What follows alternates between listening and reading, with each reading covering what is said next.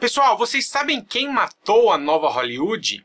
Steven Spielberg e George Lucas. Calma, vocês vão entender.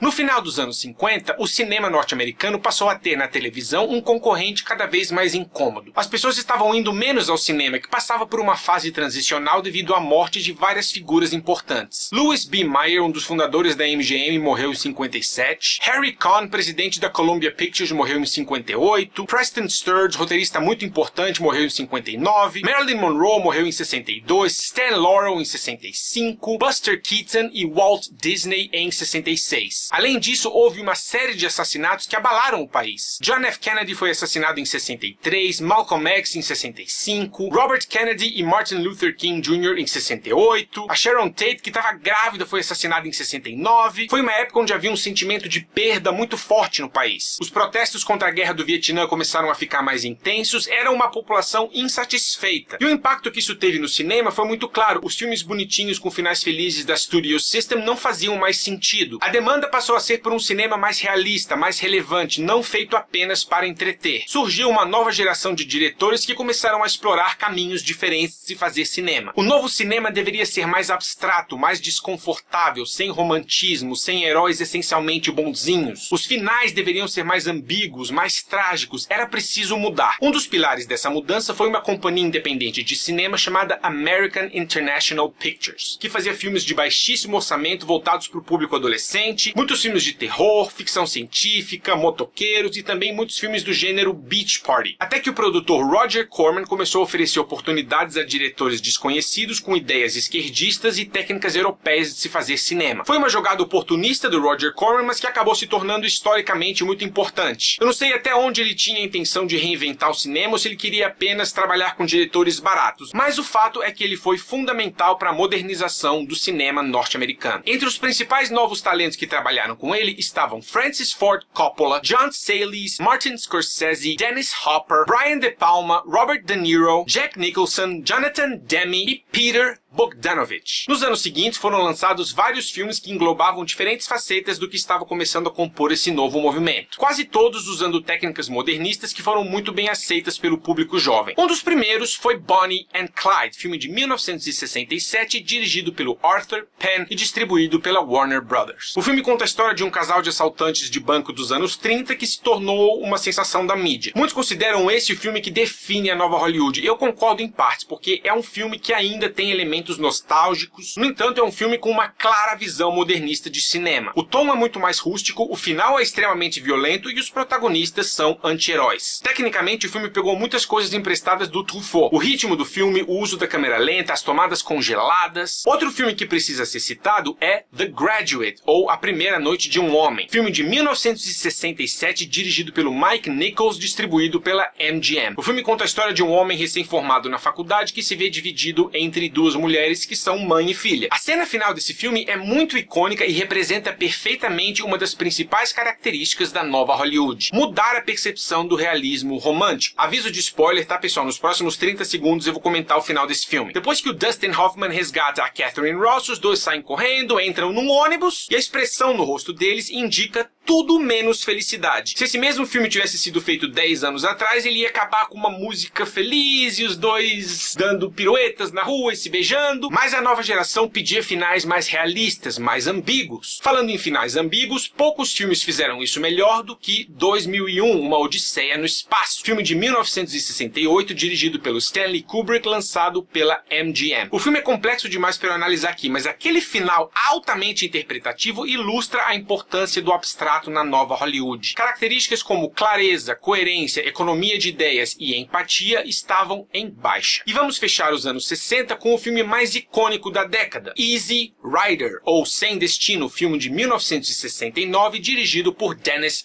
Hopper. O filme conta a história de dois motoqueiros que, após ganharem uma grana transportando drogas, vão de Los Angeles a New Orleans. Streets. Poucos filmes representam melhor a contracultura americana do que Easy Rider. Os dois protagonistas são traficantes, não dá pra ser muito mais anti-herói do que isso. Praticamente todos os personagens são vilões e o final, claro, é muito trágico, dependendo do seu ponto de vista. É um filme sobre dias contados, sobre a inevitabilidade do fim da linha. E isso ressoa muito bem com a juventude que vivia muito intensamente essa sensação de perda. Os anos 70 começaram com as mesmas ideias em relação ao novo cinema. A insegurança social ainda era muito forte e em 1970 veio o filme MASH, dirigido pelo Robert Altman e lançado pela 20th Century Fox. O filme se passa durante a Guerra da Coreia e segue um grupo de cirurgiões que se comportam como aristocratas para tentar manter a sanidade mental. O filme é uma expressão perfeita do desdém social pelo mundo militar e caiu como uma luva para o público que protestava contra a Guerra do Vietnã. A nova Hollywood foi um movimento interessante porque os seus filmes tiveram um paralelo muito forte com o que estava acontecendo no país. Pegue o filme The Conversation, ou A Conversação, de 74, dirigido pelo Francis Ford Coppola. Gene Hackman interpreta um especialista em vigilância secreta que ficou obcecado por um casal de supostos amantes. O filme saiu bem na época do escândalo de Watergate, que levou à renúncia do presidente Nixon, e foi um símbolo da paranoia social que se instalou logo depois. Falando em paranoia, em 1976 veio Taxi Driver, filme dirigido pelo Martin Scorsese e produzido pela Columbia Pictures. O filme fala de solidão, instabilidade mental, distorções perceptivas e, claro, paranoia. Esse filme tem uma herança fortíssima do trabalho do Jean-Luc Godard. Se você não conhece o trabalho dele, assista ao vídeo que eu fiz sobre a Nouvelle Vague, lá eu explico tudo. Movimentos horizontais, jump cuts, cenas improvisadas, é outro filme que refletia o sentimento de forte parcela da sociedade. Mas Taxi Driver foi em 76. Vamos voltar um ano porque 1975 foi um ano muito significativo. Foi quando Steven Spielberg lançou um filme chamado Jaws, ou Tubarão. Foi uma produção muito complicada e para tentar assegurar o sucesso do filme foi criada uma estratégia de distribuição e marketing que envolvia um planejamento anual em cima dele. O filme foi lançado simultaneamente em todo o país e deu muito certo. Foi um sucesso absoluto e aí se criou o Summer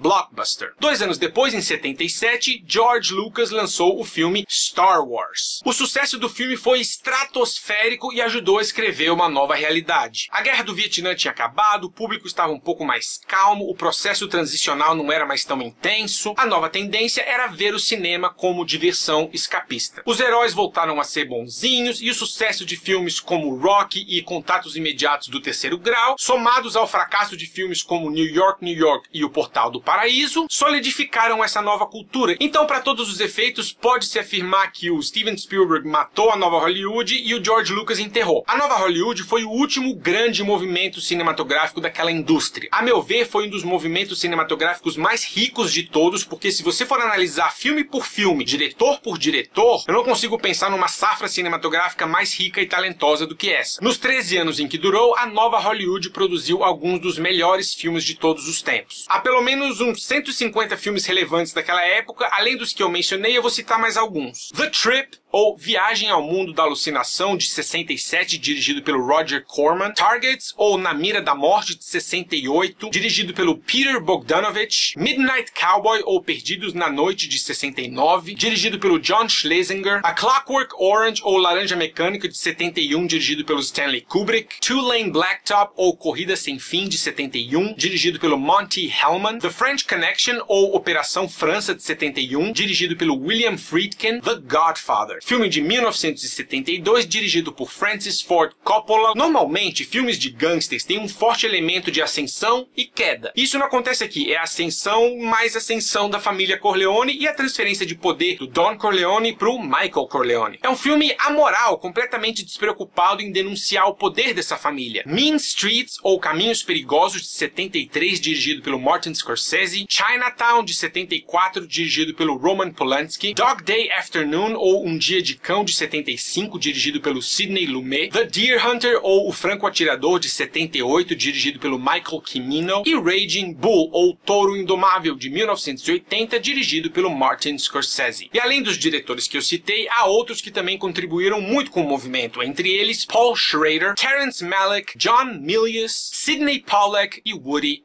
Allen. Ok, consegui gravar o vídeo sobre a nova Hollywood ainda em setembro. setembro! O alô da vez vai para Hilton Silva e Jean Lucas Ferreira Brandt, que fizeram aniversário dia 27 de setembro. Juan Peçanha, que faz aniversário dia 29 de setembro. Parabéns, galera. Sofia Rosa, que tem 11 anos de idade e quer ser atriz. Boa sorte, Sofia. Gabriel Garcia, Ingrid Caroline e Mariana Rascassi. Galera, valeu por acompanhar o canal. É isso, pessoal. Um abraço e até a próxima.